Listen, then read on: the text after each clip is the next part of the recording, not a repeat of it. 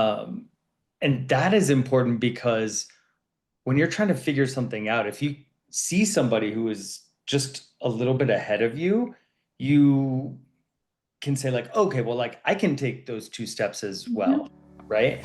So it helps you move up a little bit. This is Leadership Sound Bites. Real leaders, real moments, real growth. Welcome to this week's episode of Leadership Soundbites with my super special guest. And yes, he was here before. Troy Karnes, B with a K. I mean, Barn with a K instead of a B, B with a K. Yeah, you got there. Author extraordinaire of No Silver Bullet. I told you I was going to say that I because know. I freaking love it. It's hit Amazon top rated in bone cancer. Yeah. Okay. Which Top new which is an release. interesting thing to get. I didn't even know it was a thing. Yeah. So, and people that know your story know that's part of your story. Mhm. So, and it's all about keywords. Also speaker and coach, Yeah. and just a really awesome, cool guy and dad and husband, all that stuff. So welcome back. Thank you. Is there Stoked to be anything else here. I need to say about you that would be important for people to hear? I think you have to stop because I might not make it out of the door. My head will be too big. I love it. Yeah. So kick us off, sir. I start us with a quote, right? You do. Okay. I have to look it up because I want to get I sent it to you Wording? and then I put it, yeah, and then I put it in a different window. But It's on the LinkedIn messages. I got it. Yeah, no, I got it. So I like Bruce Lee has so many good quotes and this comes from a conversation that you and I had a couple days ago, but and it made me think of this quote, which is that mistakes are always forgivable if one has the courage to admit them. What does that mean to you? Other than Bruce Lee and all that connection? I for much of my time growing up and then into adulthood, I really had a hard time like asking for help or seeming weak at all. Asking for help seemed like weakness. And, I grew up working like landscaping, like Mm. pretty blue collar. My mom worked at the same landscaping company from like a year before I was born. So I kind of grew up in that. And talk about men either being or trying to be macho and just the idea of admitting weakness was like the last thing you could ever want to do. And so I got to a point where I like had to and I realized it was not so bad. It was actually much better. It was the fear that I had growing up about, allowing somebody to perceive me as having any weakness just like went away. And I felt much better, got more help, and actually like made me stronger in Hmm. in a lot of ways. And so that quote, yeah, when we were talking about, people thinking like it's too late, that's not a thing that I like figured out until like after I had kids and everything. So yeah, so that quote was speaking to me after our conversation the other day. So You hit so many different things when you were talking, and one of the things I found interesting was how your brain had connected mistake with weakness. yeah. And it's an interesting concept. It's an interesting concept. And I think it's one of those things that came to me with the quote, and when you had shared it earlier and it resonated. I just recently had a conversation with another leader on the podcast. Um, and what he talked about was when we share the challenges, the mistakes, the stumbles, the mishaps, the whatever it may be with other people, um, it actually creates this freedom in not just ourselves but other people, because a lot of times, and especially in the curated reality world that we have going on, or people not knowing the rest of the story because they're on the outside looking in, they may tell themselves something else other than what it is. Yeah. And this one thing, it was the leader he was telling the story, it's Rob Munson, and I worked with him at Centene, and now he's actually at Sutter Health, where I worked for 17 and a half years. Mhm. But he said is that he was at a call center and he was the VP, over that particular, part of the organization when he was at Kaiser. And he went to someone who was a service rep and said, "Hey, are you going to apply for the lead job?" He's going around because he'd always talked to people and stuff. And it's like, "Oh no, I could never do that." Because why not? Well, I don't want to your point, make mistakes and fail. It was Mhm. this fear of failure. Yeah. And he looked at her and he said, "So do you think I've ever failed?" "Oh, I'm sure you haven't." Mm. He said, "Let me tell you about a couple times. There's just a couple of them, right? Yeah. Of when I didn't get the interview or I didn't get whatever." He said, "But the thing is, I learned from that experience." Yeah. And so I think it's important to own up to, acknowledge, share, especially when you're on your leadership journey, because someone's watching you. And they're going to learn based on what you're doing and what you're saying and how you're acting. And all of a sudden, you're going to give them the courage, by Mhm. your courage, to go, "You know what? If they did it, maybe I can do it too." Yeah. Um, I believe that so much. And I mean, I'll even take it farther, right? There are, what I've found, and part of the reason why I even wrote my book to begin with is because there's such power in sharing stories, and all of the stories. I mean, there's a lot of value in sharing stories where you win, and Hmm. also a lot of value in sharing stories when you lose. But for me, one of the things that really helped me through like everything I went through with cancer and addiction was hearing other people's stories, because it made me realize that I wasn't alone in Hmm. those struggles. And that's incredibly valuable. I talk to so many people who have those struggles and they feel like they're so weird. I certainly felt that way. And then when you hear other people use language that you have only said to yourself in your mind, you're like, "Oh, okay. So it's not just me." So there's a little relief that comes with that. But on top of the relief that you get from knowing that you're not alone, then you say, "Oh, okay, well, listen, I'm trying to figure it out. These other people are trying to figure it out. We can compare notes and commiserate. And, like, I'm sure that I'm trying things that that person is not trying. They're trying things that I haven't tried yet. So let's do that." So, like, it gives you a community of people who are currently struggling with the same things that you might be struggling with.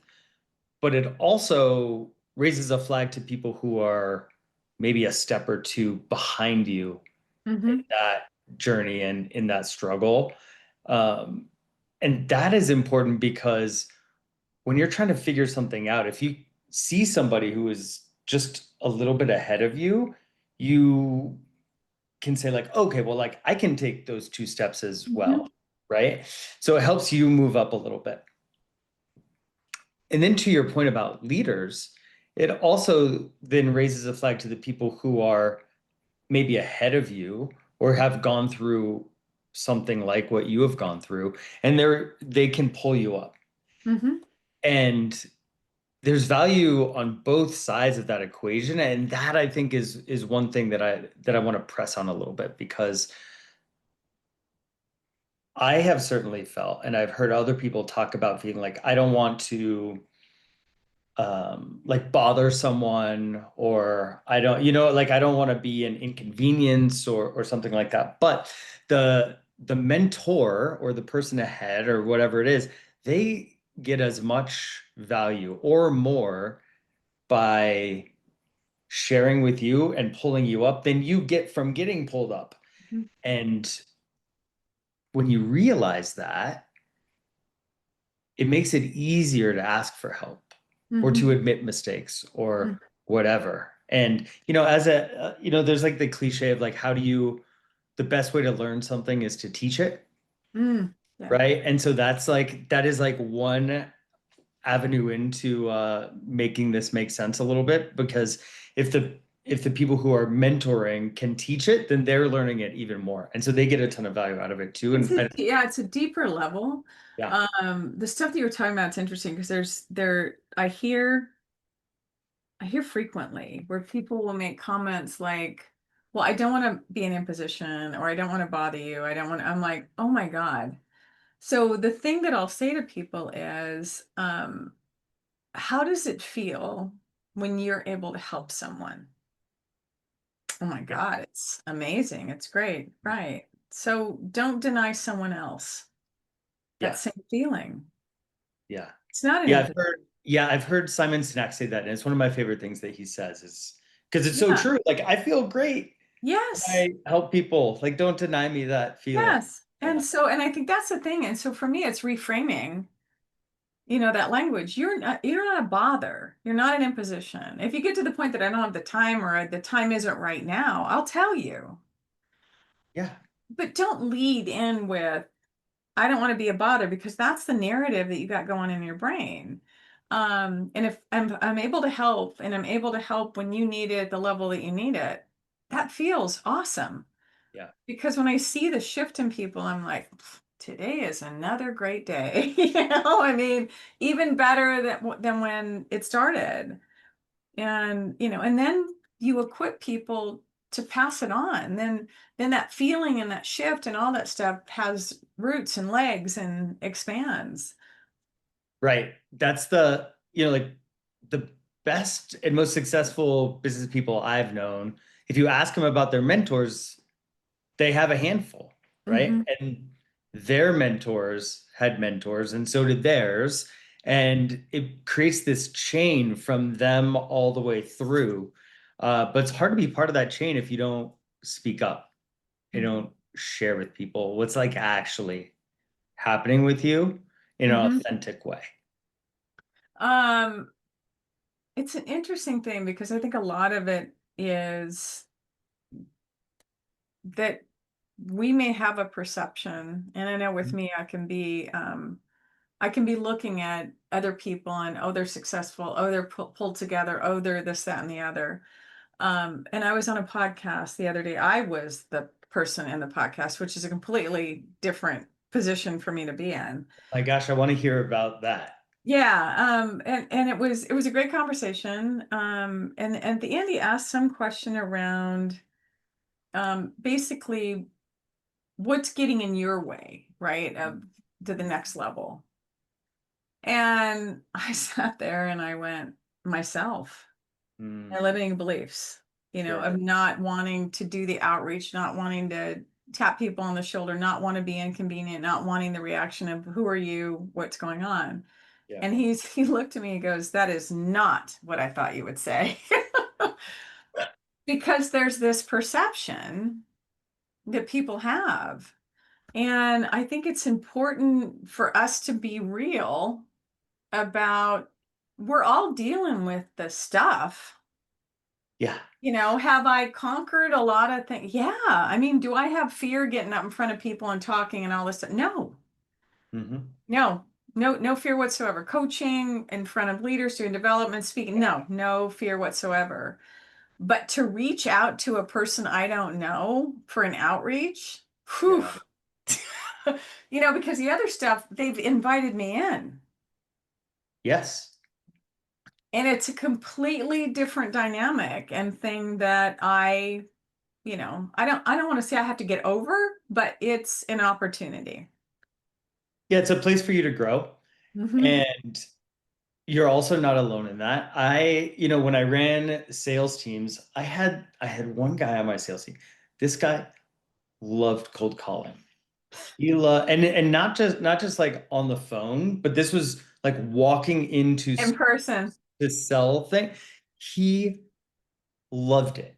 And I said, man, like, just stick with it, because learn more about this industry, because you like the thing that everybody hates. Yeah.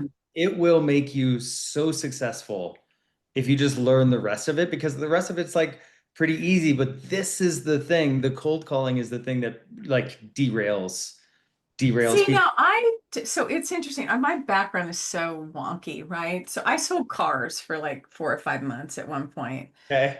and I was pregnant with my daughter at the time, and I was fine with that, right? Because people were coming on the lot and all the stuff, and so did great in sales. I did great in cold calling. I worked for a pager beeper company back when they Okay. had just voice pagers or beepers. I mean, this Yeah, was back in the day. I remember. Yeah. And yeah, and did great there, setting up cold calling, following up, doing all the stuff because I wasn't cold calling about me. Yeah, right. So the thing now is the product is me. Mm-hmm. And that's the thing that it's like that I don't know why it's just wonky in my head. Well, it's a good product. I have confidence in that. So says my friend Troy. Yeah. Author extraordinaire. So Yes, yes, yeah. yes. That's got to mean something. Yes. I hope. I don't know, maybe. But yeah, it's different when when you It are is. It is. Um, I want to go back to the book. Because I've heard your story. People, if they're just listening now, have not heard the story from before that you shared stuff. Mhm. It's very inspiring and very the stuff that happened to you. Thank God it happened to you when it did, because otherwise you wouldn't be here now.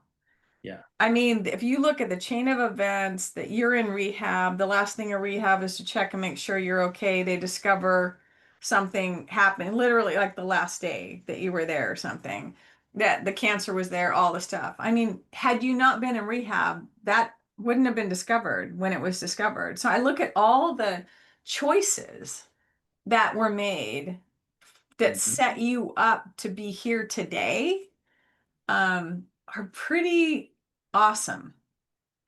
Um, what do you and I think it shifted too because you come from this place of extreme gratitude, which I think is important for people to embrace that life is not happening to us, it's happening for us, right? That we make choices, they may not be great choices. Admit, well, that was not good. I was not my best self showing up there. And from this moment forward, you're the creator of what that is. Do you put it on repeat?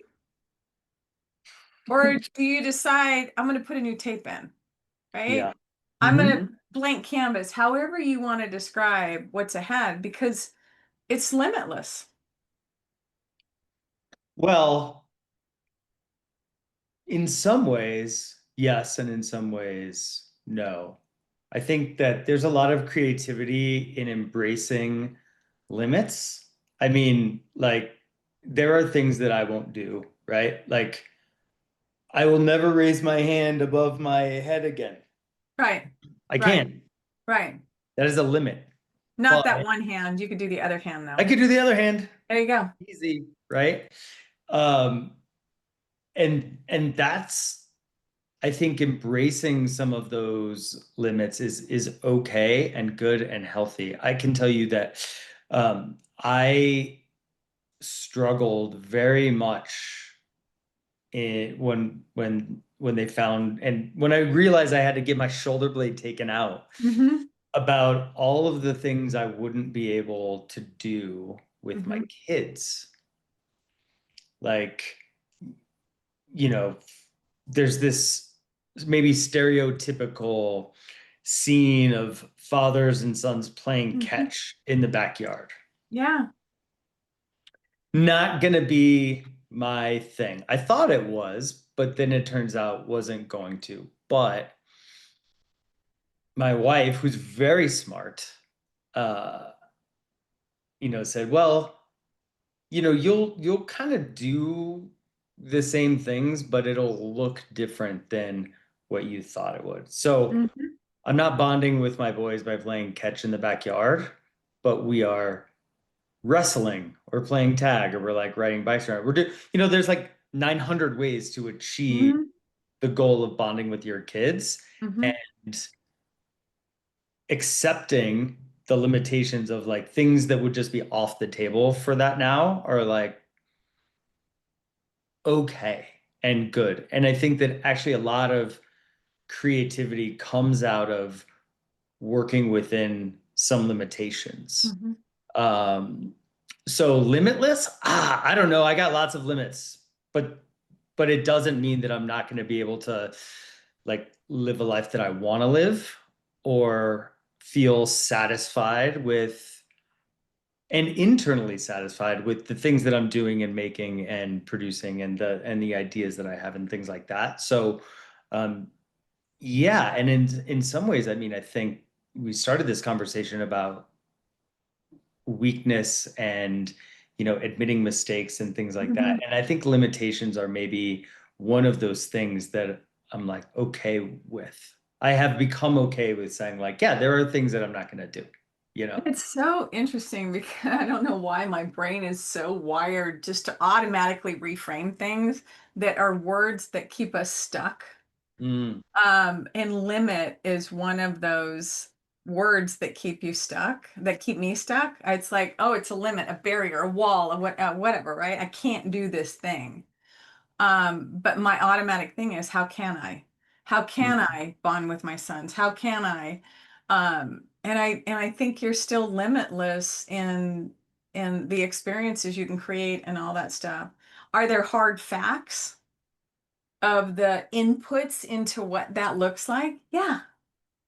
But when in my brain, when I go, because I've got such a strong meaning around limits, Hmm. that it's this constraint that it's like, I don't know that you have constraints. You've got realities of, your body and the environment. So what are the possibilities? And I think they're endless with the inputs, right? It's like, you're going to make a recipe and you've got all these ingredients. Okay, what can you do with all these ingredients? No, you don't have this one over here, but you got all these. What can you make? I mean, Michelle, have you seen the Taco Bell menu? You can make so many things with 8 ingredients. Thank you. That's my point. Yeah, yeah, And I have not seen that, and I should probably check it out. yeah. But that's where my brain automatically just, I think through conditioning is reframing things because to your point, it's not what you're giving up. It's like, look at all the frickin' stuff that you can do in ways that if you were just doing catch in the yard, your boys wouldn't have experienced all the other stuff that you're doing because you would have been playing catch in the yard.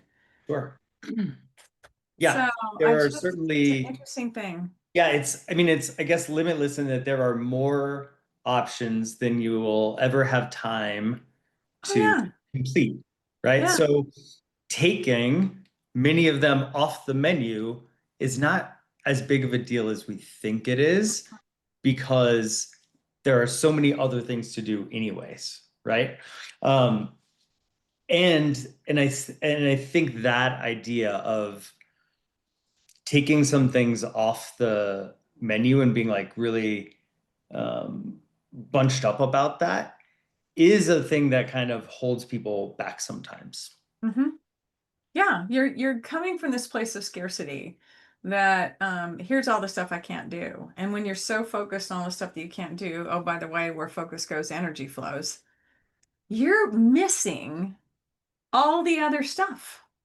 You Yeah, know, and I had people accuse me when I was growing up, oh, you're just Susie Sunshine or whatever. And it's like I choose to look at life through what's possible and the potential. yeah. Because here's the reality. All, more things are open and happen, but it just freaking feels better. I mean, who wants to be in a body that's like Eeyore? I don't want to be in an Eeyore body and feeling that way. I want to go, okay, what is today bring? And someone recently said, every day look for the beauty that's around you. And it doesn't have to be this masterpiece of beauty. It would be like, oh my gosh, that's an awesome color in that flower. Or the crazy little, squirrels, the younger ones, they were freaking hilarious. I looked out and they're just hopping and jumping and playing, like kids do. These little tiny squirrels. And I'm like, oh my God, kids are kids, no matter what, no matter what animal or Yeah. species or whatever they are. And Yeah. there's beauty in that. Yeah. Yeah. We rode bikes, we're riding bikes at school. The weather's still nice. And yeah, my kid jumped off his bike because he saw a roly-poly. Yeah. That's an event. You need to jump off when you see a roly-poly. And listen, part of me was like, hey man, we gotta be to school in like 8 minutes. Like, let's keep, But but Dad, it's a roly-poly. roly-poly. And yeah, that made me yeah, my first reaction was like, what are you doing? And then it was Yeah, like, oh, it's a roly-poly. That's pretty funny. That's cute. That's yeah, adorable. yeah. Okay. Well, it's Yeah. like children, you'd spend all the money. My son was 4 months old. You spent all these money on toys, and the thing that he was enthralled with was the box. Box. Love boxes. Love a I'm box. like, okay, so I'm Yeah. just gonna buy a box next time. Yeah. Just buy the box. I'll go get one. I'll go get one. Yeah. Um, I appreciate this time with you. I'm excited about your book. I'm excited for people to read the book. If you were to say in like a sentence, here are the people that it may resonate with. So if this is you, Mm. what would that be? If this is you. So this is so authors write books for themselves. Yes, they do. Cliche, but true. So, this is a thing that I wish that I had 12 years ago. Mm-hmm. And so to answer that question, like for me, like I hear lots of like in the whatever personal development or growth space or things like that, like lots of like really kind of like type A faux masculine types of messages, and then lots of like woo-woo messages, and like none of those spoke to me very much, right? Mm-hmm. So I wrote the message that I think that I would have benefited from 12 years ago when I really needed it, which was something that was a little bit more pragmatic and something that borrows from both of those sides, right? It's Mm-hmm. like about mindset, but there are also like some good tactical things to put into place. Mm-hmm. And it's all wrapped up in stories, right? So there's like stories, research, and systems. And I think those three things working together are that speaks to me Mm-hmm. a lot. So that I would say is like if you are into stories and you know messages about like how to work on things a little by little without fixing, right? The subtitle of the book is Your Life's Not Broken, Stop Trying to Fix It. Mm-hmm. That is maybe the biggest transformation I think that I had, which was I got better results when I stopped trying to fix everything. Mm-hmm. But we live in a society that is so bent on fixing everything and fixing everything as fast as we can, that it seems counterintuitive to say like, no, no, no, stop fixing problems. But I really did like the benefits were so much better when you started nurturing the foundations and the things that we deal with on a daily basis. Um, and it just puts you in a better position to make better decisions more often. Mm-hmm. So yeah, if you're tired of, the 900 internet hacks and quick fixes and want something that you can like live with long term, this is, I think, a good read for that. Yeah. Well, your evidence that it worked and that it works. Thank you. Um, yeah, the thing that I would say that came to mind for me is when you say about, and I love that, it's not broken, quit trying to fix it. Yeah. Is I get this feeling that fixing is external. Yeah. The work that you're talking about with the foundation is internal work, and it is an inside job. Yeah. And I go back to Sean Aker with if I know everything about your external environment, all the stuff that you have to fix, right? I can only predict 10% of your future happiness Mhm. because it is an inside job. Yep. So Yep. yeah. Thank you again, sir. You're welcome back anytime. I wish the most success. I know that you wrote it for you.